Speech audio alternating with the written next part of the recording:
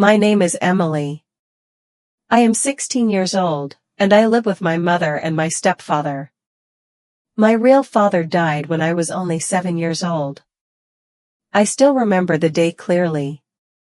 It was raining outside, and my father had taken me out for ice cream. We laughed together, holding hands, as the cold drops of rain touched our faces. That was the last memory I have of him. The next day, he was gone forever. He wasn't just my dad, he was my safe place, my world. He read me bedtime stories every night, kissed me goodnight, and told me that monsters were not real. But he was wrong. Monsters are real.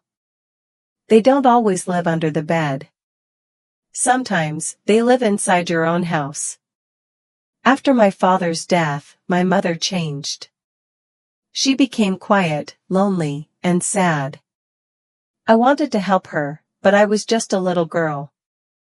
A year later, she met a man named Sam. At first, she seemed happier with him. She laughed again, she smiled, and I thought maybe he would take care of us. But I was wrong. Very wrong. Sam was different. He was strict, impatient, and cold. He never looked at me the way a father should. Sometimes, when my mother wasn't around, his eyes made me uncomfortable. He shouted at me for small things, if I didn't clean my room, if I forgot to wash the dishes, even if I laughed too loudly. Slowly, my house stopped feeling like home. One night, I was sitting in my room, reading my favorite book, something my dad had given me before he died. Suddenly, the door opened. Sam walked in and closed it behind him. My heart started racing. His footsteps sounded heavier than usual. I quickly grabbed my teddy bear and held it tight. I didn't know what he was going to do, but I felt unsafe. I ran out of the room, straight to my mom. Tears were running down my face. I begged her, "Mom, please, you have to listen to me. I don't feel safe around Sam. Please, believe me." But instead of holding me, instead of protecting me, she shouted, "Emily, stop lying. Sam is your father now. Show him respect." Her words cut me like a knife. At that moment, I realized something painful. My mother had chosen him over me. The next morning, a woman from social services came to our house. She said she wanted to talk to me. Her voice was gentle, her eyes full of concern. She told me that I needed a safe place, far from my stepfather. My heart was heavy as I packed my bag. I took only 3 things with me: my teddy bear, my notebook, and one photograph of my dad. When I was leaving, I looked back at my mom. She stood there silently. She didn't hug me, didn't stop me, didn't even whisper goodbye. That moment shattered me completely. The shelter was nothing like home. The walls were gray, the beds were hard, and everything smelled strange. I felt like I had been thrown into another world. But then, I met Lily, my roommate. She was quiet, just like me.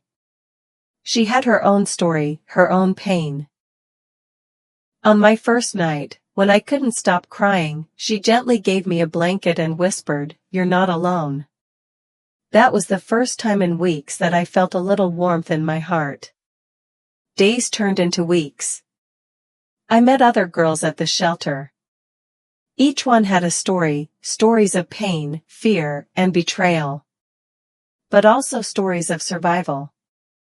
We became a family, broken yet united by our scars. Still, nights were the hardest.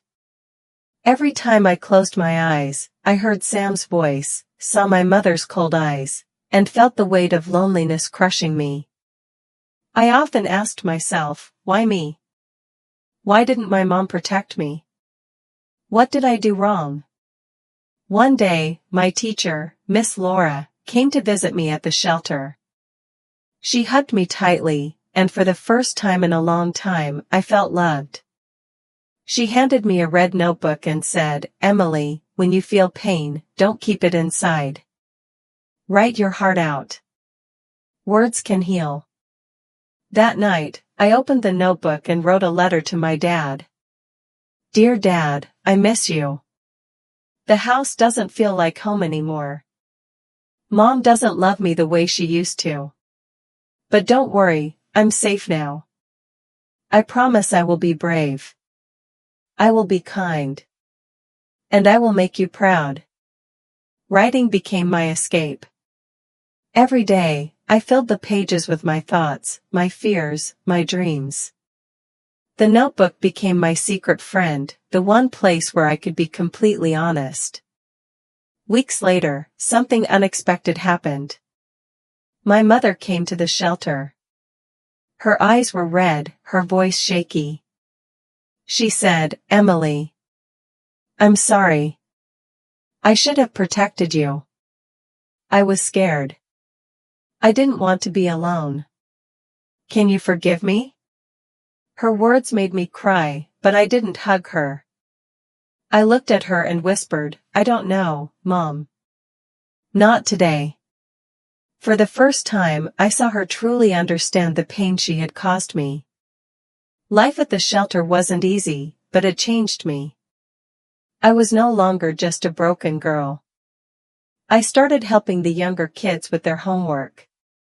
I read stories to them at night, just like my dad used to read to me. Slowly, I realized that even in pain, there is power. Even in brokenness, there is strength. Spring arrived, and with it, a new hope. I wasn't afraid anymore. I wasn't silent anymore.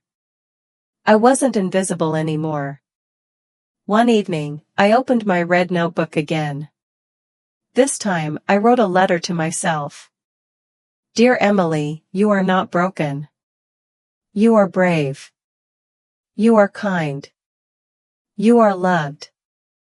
And you are enough." When I read those words out loud, Lily smiled and hugged me. She whispered, "That's beautiful. Never forget it." I looked out of the window at the pink evening sky. Maybe I didn't have a real home yet. Maybe I didn't know what tomorrow would bring. But I had something even more important. I had myself, my voice, and my courage. And I promised myself one thing: I would never be silent again. The end, or maybe, just the beginning. Sparkles, if you connected with Emily's journey, please don't forget to like, share, and subscribe for more emotional and inspiring stories.